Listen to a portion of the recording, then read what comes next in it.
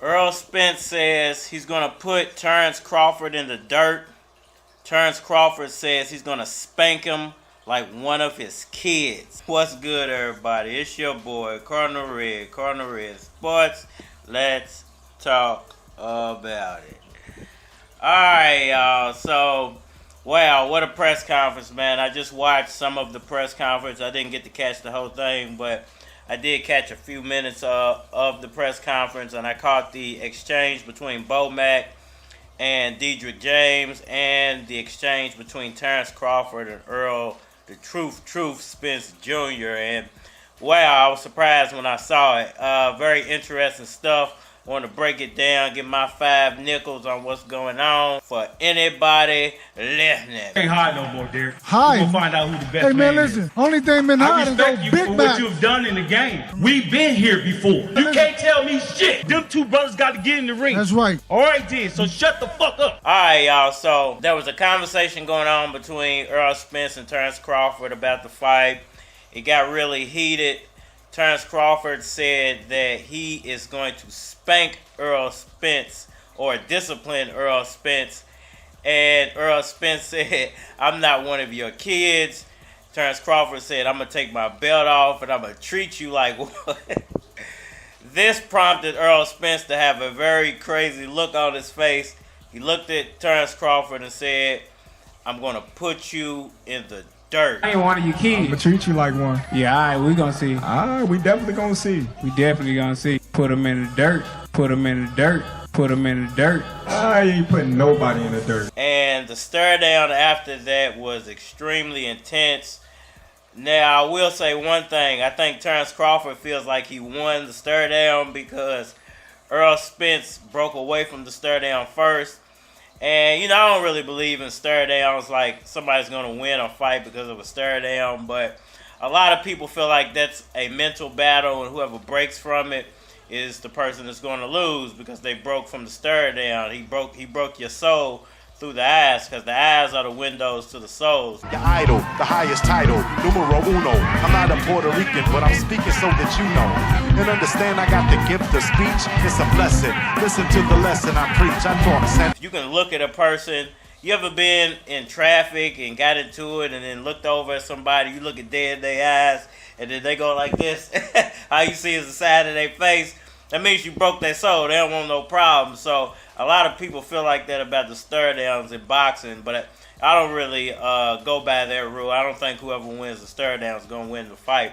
But I will say when Errol Spence broke from the stare down, that the look on his face was that of utter disgust. Like, there had to have been something else that I've missed that got said that really teed him off. It couldn't have just been Terence Crawford saying that he was going to spank him like one of his kids. But, you know, that's enough to piss some people off. But that shouldn't have been enough to warrant the type of looks they had on their face. You a bitch, You don't get legendary stuff. You a bitch, nigga. Cause you keep talking like a bitch, nigga. You You doing all that talking, nigga. Oh, whole ass nigga. Real niggas don't talk, nigga. And you talking too much, nigga. Showing out like a female. And Terence Crawford, when he broke away from the stare down, he gave one of those hood dudes when they get you like that, you know something's about to happen. Either they about to pull out and bang on you one time, or they gonna probably steal on you.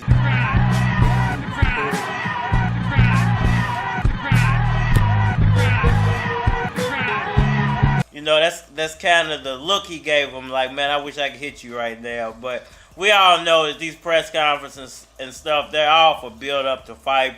They're all to get more people to tune in.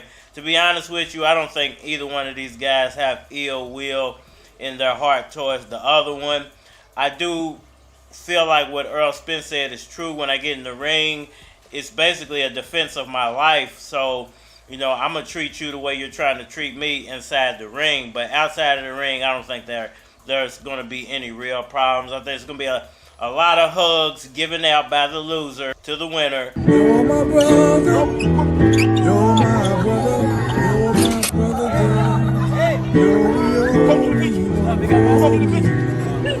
because I don't think this is going to be a fight that goes to the scorecards. I think that both of these guys are coming to bring it all, and somebody's going to get Gervonta Davis on Saturday night. I think I smell it cooking. I smell some of that Davis sauce cooking up, and I think somebody's getting dropped Leo Santa Cruz style this Saturday night. Then invited me over here to this house. This nigga just came up in here and whooped my ass. Do you understand me? And it's going to be because emotions are running so high. That's why I say the real story is going to be told in the rematch, because in the first one, I think we're going to have a lot of tie-ups. I think it's going to be a lot of false knockdowns. I think it's going to be a lot of pushing and shoving. Might even be a fight breaking out in the crowd. I think it's going to be a lot of antics surrounding the first fight, and we might get a controversial win, but I think it's going to be stopped on the knockout. Now, I think it might be a situation of somebody goes down, they get up around what they think is 8 or 9, but they're counted out. You know, it's going to get stopped like that. You know what problem I have with your fucking little dog and pony act? Here it is. 1, lots of dudes. You know, that's just my opinion. I just see it happening. I think there's so much bad blood. There's going to be a lot of fireworks in this fight. And in the second fight, I think it's going to be more one-sided and dominated by one fighter. That does not logically make sense, and it never did to me. You know, I think it's crazy because both of these guys seem like very humble, likable guys, but it does seem like once you get down to these final press conferences, it's more of trying to sell the fight. The same thing kind of went down in the Gervonta Davis, Ryan Garcia press conferences. Like the first ones were not that action-packed, you know, there wasn't a lot of antics going on, but that last one, it was like an explosion. It was like a firework went off, and you know, the whole incident with Gervonta swinging and Ryan and all that happened. None of that happened in this one, but you can see the animosity, the bad blood.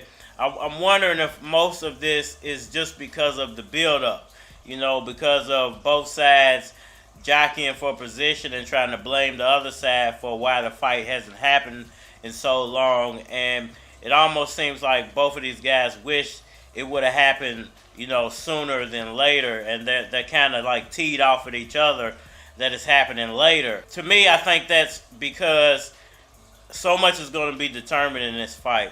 Not just undisputed, not just, you know, who's the best in the weight class, but one of these guys is most definitely not going to be the same after this fight. Whether they get, you know, hurt, or whether they get cut for the first time really, really bad, or whether they get knocked down or out, you know, really, really bad, or it's just that their O goes and it breaks their spirit. One of these guys is not going to be the same, and I think that that's what's really peeing both of them off. I think they've come to the realization of that, you know, after Saturday night, my O might not be there anymore, and that could be heartbreaking for a fighter who's built themselves up as an unstoppable force. And this is why, you know, I don't like fighters that go just off the O.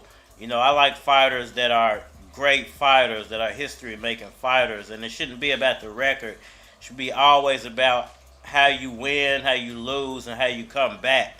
You know, that's what determines a history-making fighter. You know, and both of these guys have built themselves up as that unstoppable force, and one of these guys' whole world is going to be crushed on Saturday night, and their fan base is going to be so much egg on one side's face, and they're not going to be able to face the other side. It's going to be almost comical, and I can't wait for it. You know, I got a lot of subscribers who are Terence Crawford's fans, and I know they can't wait to throw eggs at me if Errol Spence lose, and I'm not the guy to throw eggs if Errol Spence wins, but I'm definitely going to have some really good conversation, you know, pieces for everybody after that fight, and I can't wait till Saturday night. I probably won't go live, but I probably will throw a video up after, maybe even during the fight. That ain't number chump stuff, man. Ain't number chump stuff. Who was the number one baseball player? History of baseball, 100 years. You don't know. All that. Give a damn about that. The word fan means a Latin word, fanatic. Whoever wins, the white team will tear up the town. But it's okay to ride behind a silly game. Let me know what y'all think about all that down in the comment section below. That like button, fun man. Share, subscribe. Holler at me on all social media platforms, the Facebook, the Instagram, the YouTube, the Twitter.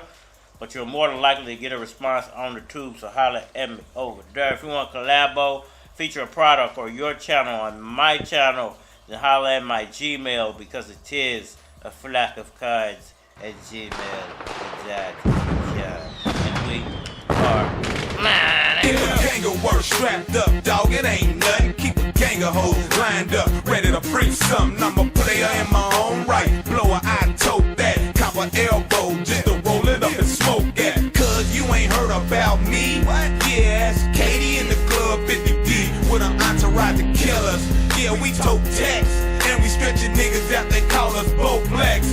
Got them hiding and ducking, chain tucking. I'm a wild motherfucker. Grip the grain, then I peel out. Motherfucker, got the city on lock. I'm a king, and breaking all kind of laws. Cause the police on our team. I got a shop I built up that make money every day. I'm a rap star, a ball like I'm in the NBA. With a cold ass flow and a suave ass swag. With a cocky attitude to keep a broad that's bad. Come on. Niggas on my team, man, my niggas is me. I got some bitches on my team, man, my bitches is me. I got some niggas on the block, they ain't scared of police. I got some niggas in the hood, let me know what's good. Big real, big blocks, big Chevy, big blade, big beat, big E, big money, big play, big diamonds, big wheels, big brains, big shine, big chains, big gold, big flows, big time. Hey, yo, I take a hit of the weed and contemplate how I'm about to make the whole city congregate. Where I'm from, constant hate is commonplace. See the look upon my face, my ganja's great. KD told me that he was down south and he heard about keys through word of mouth. Now that's the type of shit to let you know I'm on the grind. A lot of niggas like I bet he blow, it's about time. Be patient, I took a vacation and came back with something for the ones that was hating. You still see me blowed at the radio station, but if they don't play it, dog, ain't no complaining shit. I'm still knocking them, ain't no way you're stopping them. Chicks like cars, you with keys, you can hop in them. And you a true bitch, I stay off the brandy like Q Rich, trying to get a few chicks. I got some niggas on my team, and my niggas is me. I got some bitches on my team, and my bitches is me. I got some niggas on the block, they ain't scared of police. I got some niggas in the hood, let me know what's good. Big real, big blocks, big Chevy, big blade,